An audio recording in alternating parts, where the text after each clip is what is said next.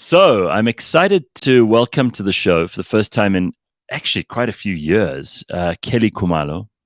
She's been part of the entertainment industry for the better part of 2 decades. She's someone who began her debut album TKO, which was released all those years back to 2005.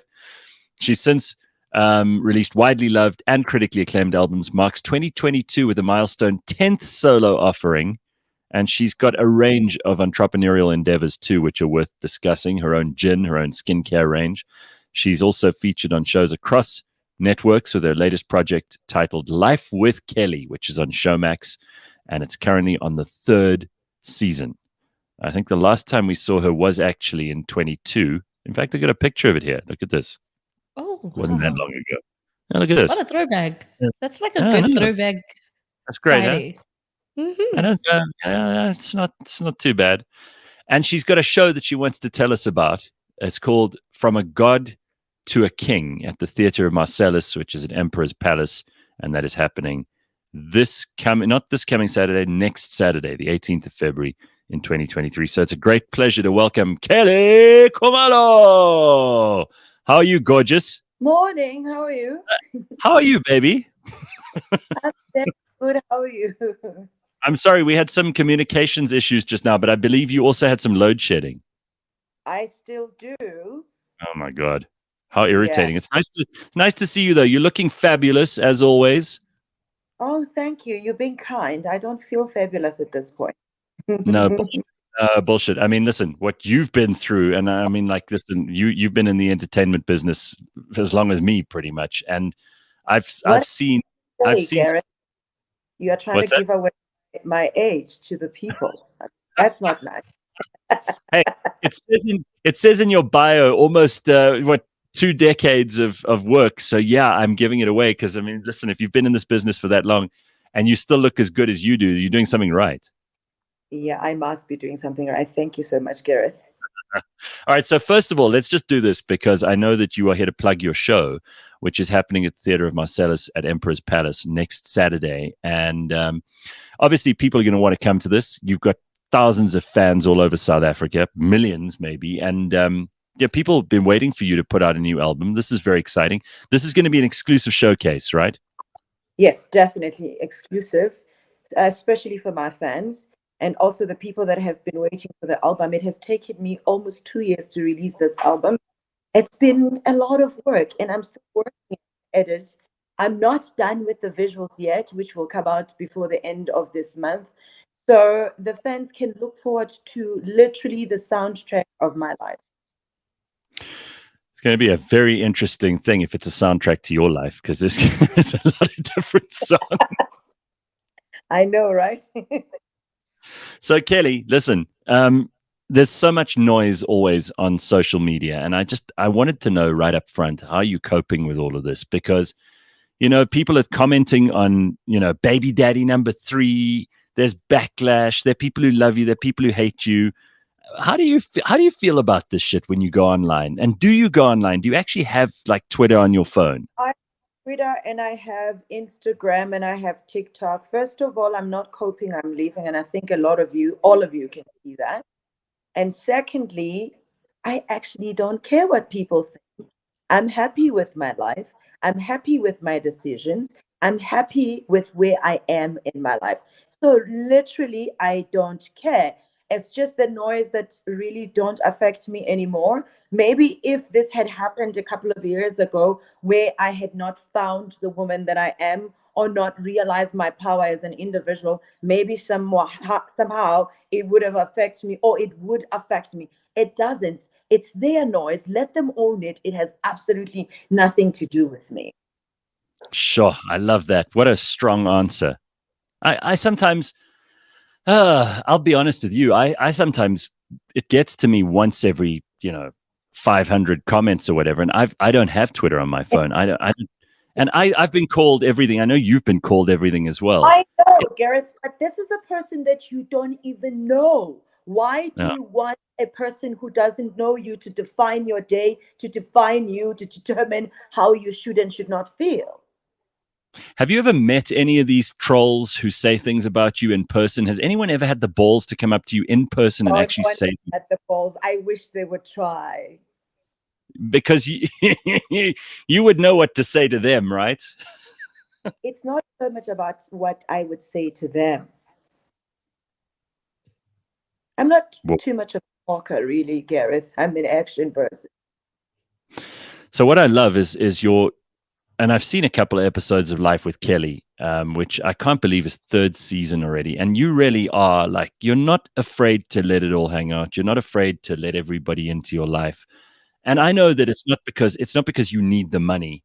You know, a lot No. of people will do whatever they want or whatever they have to do because they just need the money desperately, especially in entertainment in this country. And most people in entertainment in South Africa can't do just one job. They have to do all the jobs because they've got these lifestyles that they're trying to keep up for the public. And Yeah, but with it's a tough you, industry, Gareth. it is a tough industry, but with you, I do get the feeling like you actually you're enjoying yourself. You're having a fun time and you kind of let people come along for the ride. If you want to watch this, you want to be a part of my life. This is about as good as it gets in terms of reality TV. And Exactly what it is, Gareth. I'm not trying to put up a front or to please people because of money. I'm actually one person who doesn't care about money or positions. I care about character. I care about my well-being. I care about being happy. So being in a reality show has allowed me to literally reflect on my life, on the things that I like, on the things that I don't like, and the things that I would like to change. So this is my ride, and they are fortunate enough to be part of it.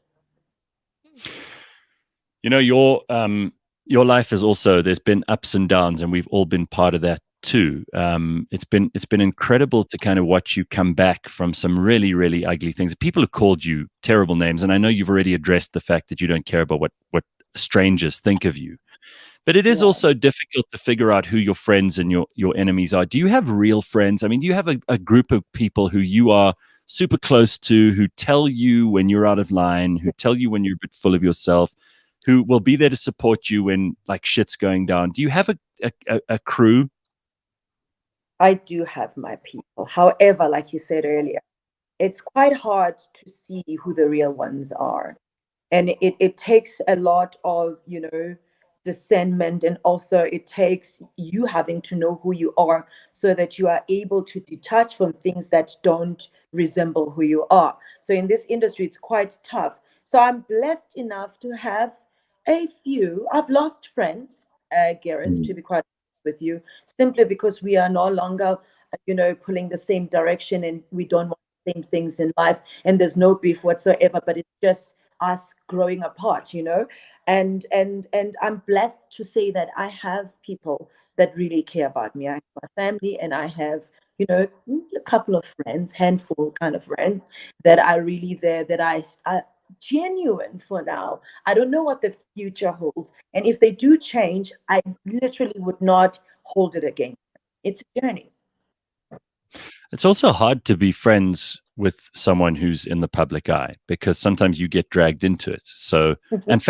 and family, right? I mean, you've got kids, and I'm sure with you, your primary concern is your kids, and Absolutely. and I'm sure your kids have taught you some things. What if your kids said to you, or one of your kids said to you one day, "Mom, I really want to be in entertainment like you." Would you be happy with that decision, knowing what you know about the entertainment business in South Africa? It's not just in South Africa, in the world. I mean, South Africa it's a tip of an iceberg. I mean, you Hmm. should see, you've seen what happens to the stars overseas across the globe. So I would not stand in their way if it's their calling. I would definitely support them. However, I would teach them the things that I've learned in the industry, the things that have helped me survive in the industry. Also, the importance of boundaries, because once you get at the top, you feel like, no, you need to overshare, you need to let people into your life. There's just certain things that you need to keep to yourself.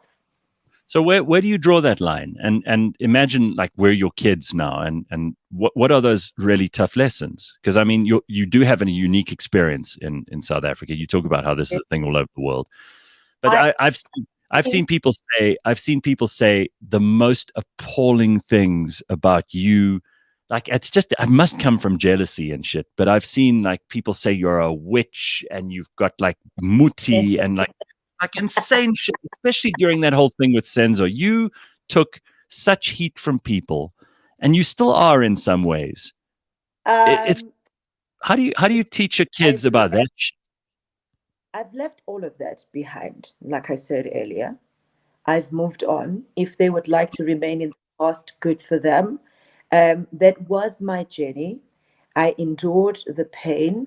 I've dealt with it. I have accepted it and I've moved on. So if they would like to dwell in that, that's their problem. But one thing that I will not allow is the world to steal my joy and my peace that I have earned throughout the years that I so deserve right now. So at this point, it's not so much about what people say and what people think. And I've crossed that bridge, eh? All right, I know you have, but I'm curious about what you think the psychology of some people is, because there seems to be, like in the media business, there's a lot of jealousy of people Mm, who've done well. There seems to mm, be, and I had this conversation years ago with when I was on Idols with Unati and Somizi, right? And it seems to be like a weird thing, especially like those Sunday paper type people. You know the mm, ones that I'm talking about, mm. who are digging around in people's trash, who are like Yeah, taking photographs of people when they are being, you know, they've gone to the police because they've been domestically and as abused. always, it's like they're waiting for you to fail. They can't wait for Yes. you to fail. I think it's broken people. It's hurt people. I mean, there's a saying that says, hurt people hurt people. And Mhm. also, I think when you rise above everything and you make the best of your life, people, those people who are down there, you become a constant reminder of what they are failing to do with their lives. And Whew. therefore, instead of learning from you, they try to pull you back to where you are. Because how dare you try and be that when I am struggling? How dare you prove that it is possible to do this in spite or despite of everything that could be thrown at you? It's pure jealousy, but more than anything, it's brokenness. Wow. I think that's probably going to ring true for lots of people, and it's going to hurt some people's feelings quite badly because, as you say, Why there are. so that they can change? Love that. All right. So, listen, one thing I know about you is despite all of these trials and tribulations, you're a very religious person. Yes. And you obviously you include that as a massive part of your life, even in your music. You also tend to, you're very open about the fact that this is a major part of who you believe you are and how the world works and how the universe is built. Yes. What to you is what is the most important thing about religion, and what do you think about your faith has empowered you and made you stronger? I think for me, it's not so much about religion because I think religion puts you in a box. I don't want to be boxed. I'm a Mm. spiritual person, such that you will find me in Hindu church, you will find me in Buddhism church, you'll find me chanting with the sangomas, you'll find me with Christians worshiping, simply because I believe that I'm the child of the universe, and there's so many sides to me that need that nurturing from all different types of spirituality outside of the dark spirituality. So spirituality has shaped me. Not only that, but it has also helped me to survive everything that was set to destroy me. If I was not strongly anchored in my spirituality, I don't think I'd be sitting here and having a chat with you. I probably would have had like a nervous breakdown. I would have lost my mind simply because I wouldn't have known who I am and the power that I possess simply just by plugging into the power of the universe.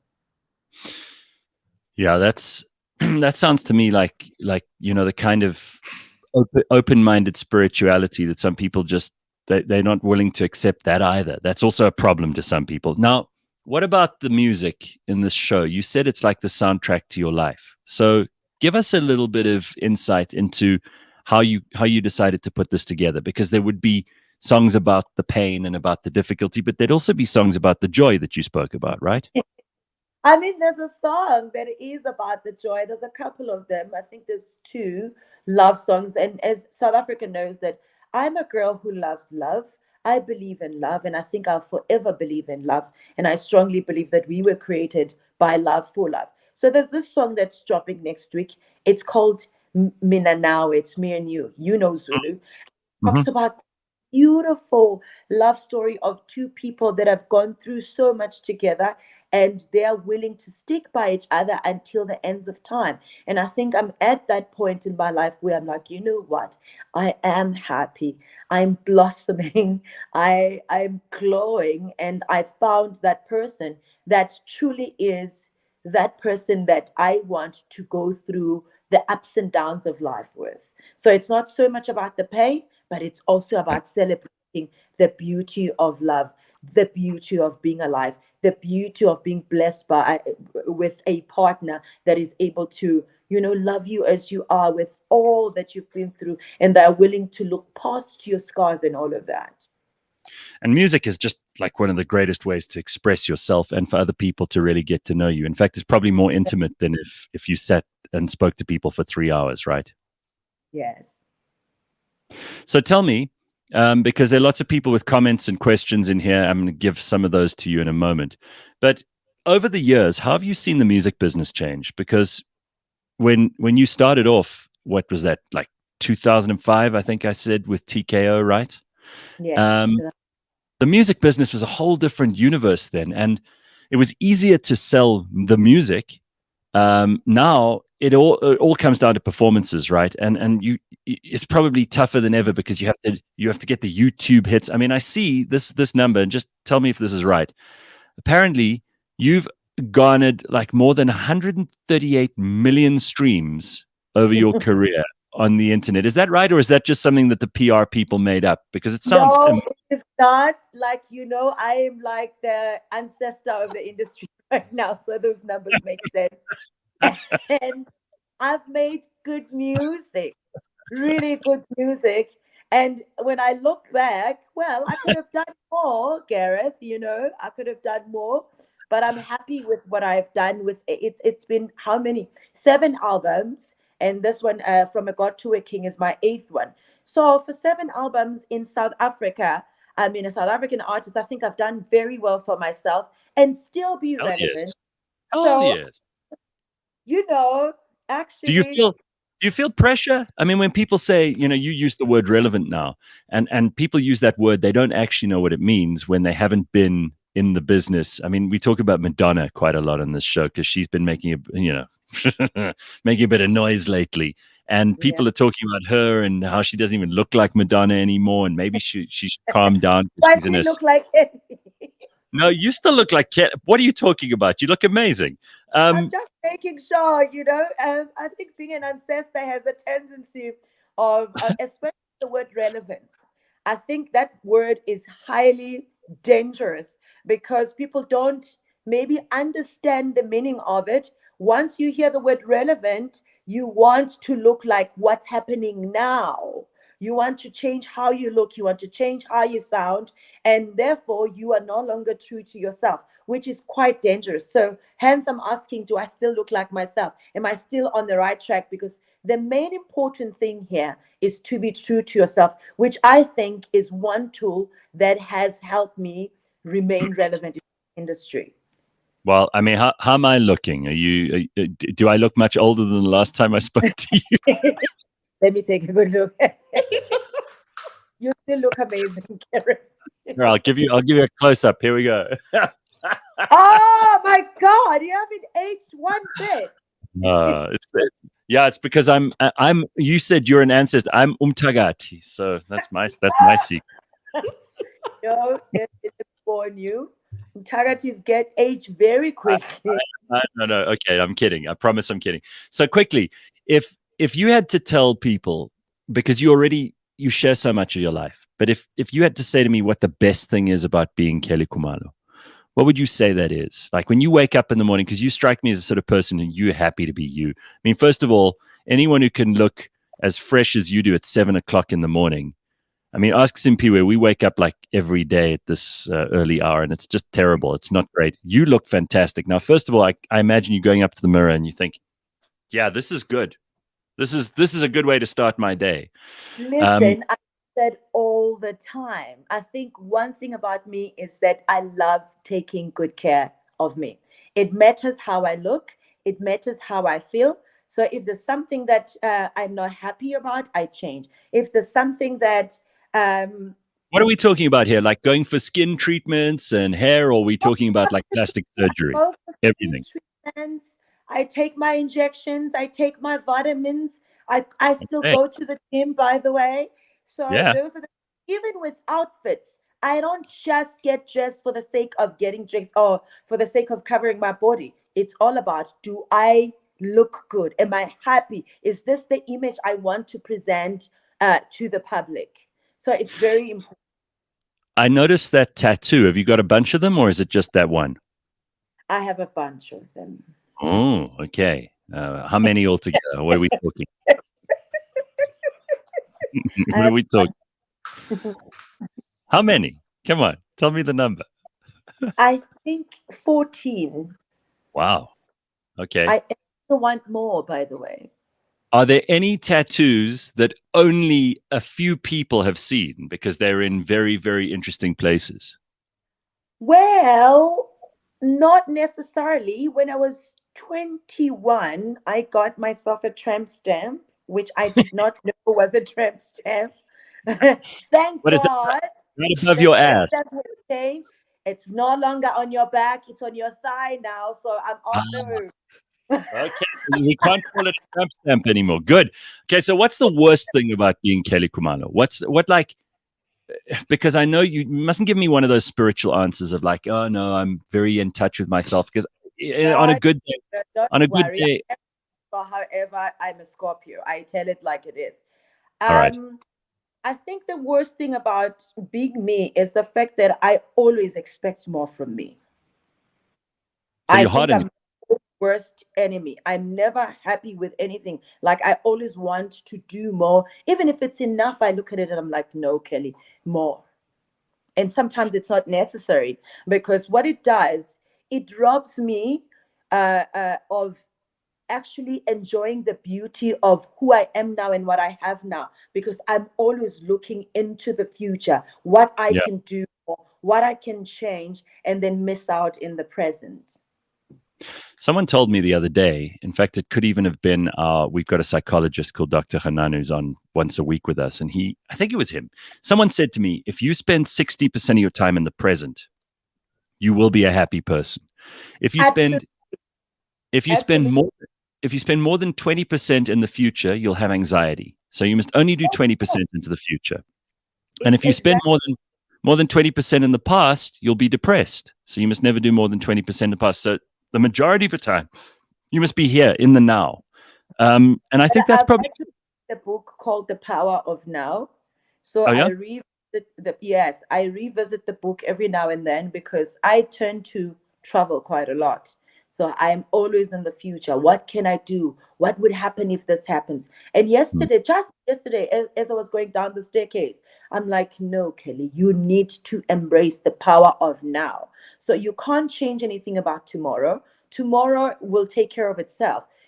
Focus on the now. So I'm realigning and relearning how to focus on the now and just embracing the beauty of the now. Can I just give you a compliment? Because this is not normally something I would, we sit here and we talk in interviews, and I know because I brought this up right at the beginning of our discussion, how much shit you've dealt with in your, oh, hang on. Don't know why my camera just died. Promise you I'm not hiding. Hold on a second. Eye It's up. contact. Yeah, I know. You're going to think I'm ignoring you. Anyway, let me change this camera quickly, and then you'll know that I'm not sitting here bullshitting you. Hold on one second. Problem. There we go. Can you see me now? There we go. I can All right. now. Not the greatest angle, but there it is. Let me just compliment you quickly because you have this energy that is just undefeated. There's something about you that I think this is the reason that you are as famous and you're as successful as you are. Is Yeah. no matter what the world has thrown at you, And a lot of stuff that happens to all of us isn't necessarily stuff that we would have wanted for ourselves, right? But it seems to me like you just get up and you just go again. And whether people are able to do that themselves or not, when they see it in someone else, it does one of two things. It Yeah. either inspires you and you go, wow, look at what Kelly did after all of these things that have happened to her. And she just Yeah. got up and went at it again, got in the ring again, stood up, took another punch, got up, gave one back, those kinds of things. It's either Yeah. inspiring or those people become very bitter about the fact that they don't have that strength in them. And Yeah. I think you're like a lightning rod for some of this stuff. Thank you. Um, thank you, Gareth. And I mean, I've thought about this a couple of times in my life where I'm like, how am I not able to give up when literally the world is against me? However, I don't know any other way. The Yeah. only thing I know is to rise up and get in the ring and throw in my best punch. That's who I am. Even when I try to talk myself out of it, I can't. There is no part of me that wants to give up. It's not in me. I've tried a couple of times to say, you know what, it's enough now. A human can only take so much. Kelly, it's okay to actually not get back in the ring, but nothing in my body or in my DNA allows me to actually give up. It's not in me. It's not who I am. Um, do you think, because you talk about the ancestors, do you think that there are actual Khumalo ancestors of yours who've made you like this? Do you think that there's a story? I mean, you must know something about your family story, and being Yeah. Zulu, Oh, that's like number one. Everybody has to know their family story. So, what do you know here? I mean, we've got Simpiwe Mtatwa here. She's also Zulu. So, what do you think that plays a role? it does. It does. I mean, the people before me were fighters, especially my grandmother, and who is like one of the strongest ancestors I have. And also from my father's side, which is my grandfather, a very strong, ancestor I have. I have quite a clan of people who were fighters, and I think I get that spirit from them, and they want me to go beyond what they did while they were still alive. And I'm grateful to have that kind of spirit. So I would say that my ancestors have played quite a role, but the biggest, I think, power that propels me to be the way that I am, I think it's God Himself, who says, no, we are not failures. We are royal children. We come out at the top all the time, no matter how many times we fall. I love that. Simpiwe, I've hardly given you a chance here. I'm sorry. I No mean, this is problem. this is He's hogging the space. I have, but you know what happens is like I haven't seen you in a while, and there's so much to catch up on, and then I just get carried away. So sorry, Simpiwe, what do what do you want to ask Kelly? I mean, you go ahead. The floor's yours. Well, with everything that you've shared, I think I'm quite curious to find out, like, what is this season of your life called? Because you've been through so many highs and lows, and Nice. you're about to enter a new like season, with the show, and with your relationship, or the baby on the way. So, what is the season of your life called now? Contentment. Oh, Contentment. Love it. Yeah. Listen, baby, it's so good to see you. Come and visit us in person, please. I would Uh, love to if it wasn't so early and my yeah, condition. next time I'll tell you what we'll do. Next time we do a pre-record and you come and we have when you're not pregnant and we have a drink. Okay, that's what we'll do. Yes, I can't wait. Thank you so much, you guys. Right. This is so beautiful. Love you lots. Be good. Love you. Bye. Bye. There's Kelly Khumalo, everybody. What a class act.